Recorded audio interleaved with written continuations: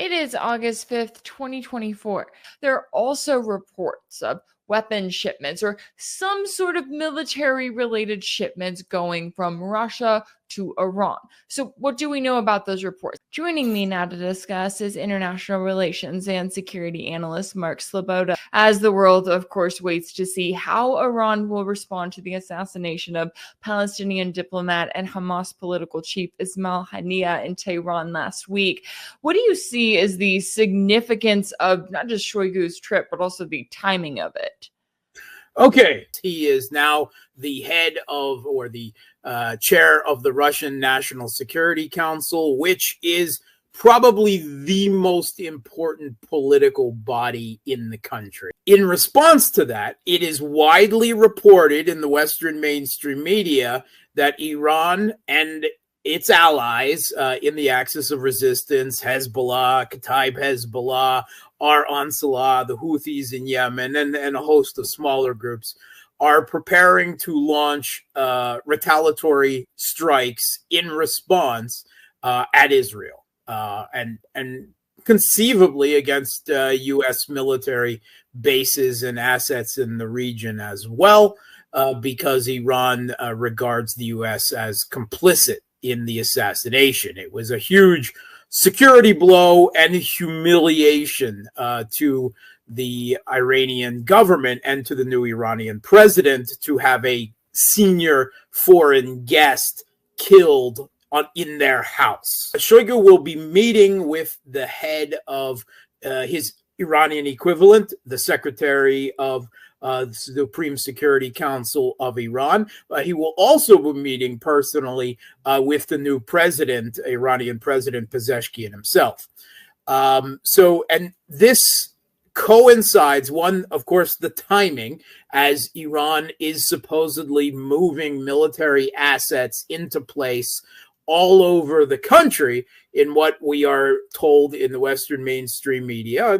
And I think this is a fair bet that Iran is about to respond in a big way, a much bigger long-range strike, barrage, or perhaps days of barrage than we saw back in April after that provocation.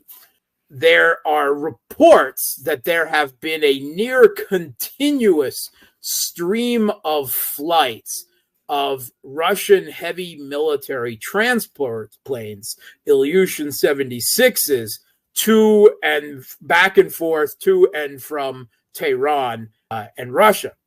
And the reports go further. This is being reported in Ukrainian media. It's being reported in Israeli media.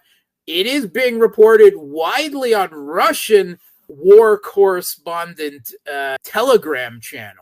A lot of chatter, but there's nothing official about this yet. So take it all with a grain of salt, but it is not entirely improbable. Supposedly, Russia is transferring a amount of military equipment for Iran before they launch this retaliatory strike, and are expecting a further retaliatory strike from Israel and perhaps the United States. Primary thing in most of the reports that Russia has transferred is the Murmansk BN electronic warfare system. Well, what is that? Okay, so this is perhaps Russia's most powerful electronic warfare system.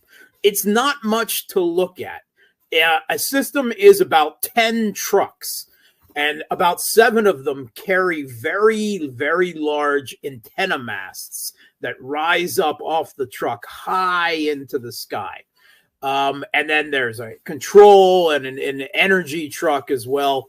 But these things are positioned over a wide area, and they have a very powerful electronic warfare capability across a whole range of things they can do. Their specialty, though, is the jamming of high-frequency signals that are used for U.S., NATO, and Israeli military communications, particularly, with aircraft say, in the air and that sort of thing. But they can also be used for GPS jamming, interception of radio communications. They can seriously aid in the detection, the targeting of stealth fighters and aircraft with tracking incoming missiles and aircraft, as well as spoofing some of the signals that missiles, strike aircraft will use for launching attacks. So primarily what it is likely to be used for is an added layer of electronic warfare defense in case, assuming, Israel responds to the Iranian retaliatory strike with their own retaliatory strike, or perhaps even, as has been suggested in the Israeli press, a preemptive strike. So they assassinate someone in Iran, and they've also recently assassinated a Hezbollah commander in Lebanon, in Beirut as well. So they respond to that as the opponent gears up for a retaliatory strike with their own preemptive strike for the retaliatory strike, because, Israel. So anyway, this is a formidable system. Reportedly, the range of the Murmansk BN is somewhere between 5,000 and 8,000 kilometers. And I had to check it up. The distance between Israel and Iran is somewhat less than 2,000 kilometers, so well within the range of the Murmansk system. Now, there are other reports, particularly I've seen these in the Israeli press, that Russia has also transferred a number of Iskander ballistic missile systems to Iran. And the Iskander has proven extremely effective in Ukraine. And there are versions of it that have a range of around 5,000 kilometers as well. None of that is confirmed, but it's being talked about in multiple places.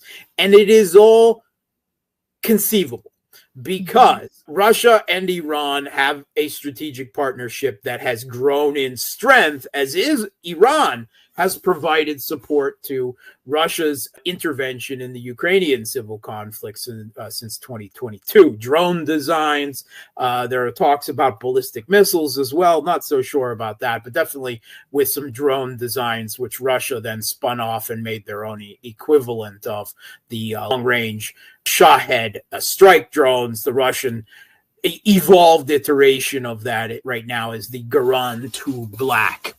But Russia remembers its friends, and there is open discussion that Russia and Iran are supposed to sign a new, deepened, and strengthened strategic partnership in October, and supposedly that is still on course. And Russia has promised, shall we say, threatened the United States that if it continues to provide long-range missiles and other strike assets, which it is widely assumed that U.S. personnel are actually targeting for strikes inside Russia, then Russia will retaliate and provide long-range strike capability to U.S. adversaries, which could it very well be considered to be Israel, although it's probably more likely that they're providing the electronic warfare system, at least as a defensive capacity. There have also been reports in the last week in CNN that the U.S. managed to, behind closed doors, come to a deal with Russia about, at least temporarily, about certain further escalatory steps, because it is reported, this was CNN, that Russia was about to provide long-range anti-ship missiles to the Houthis, our Ansar movement in Yemen, which is allied with Iran and has been targeting Israeli and Western shipping through the Red Sea off the coast of Yemen for months now. And all attempts by the U.S. and the United Kingdom, and recently Israel itself, to stop those attacks with airstrikes and cruise missile strikes have been like playing whack-a-mole in the desert. and extremely ineffective. And it is also discussed that Russia has already been providing satellite and other C4ISR data to the Houthis to assist in their targeting of Western aircraft. That itself would, of course, be extremely useful. And at least some U.S. sources are crediting that with the success that the Houthis have had in targeting shipping and, by some accounts, chasing off U.S. military aircraft, surface craft, including possibly an aircraft carrier, out of the theater there.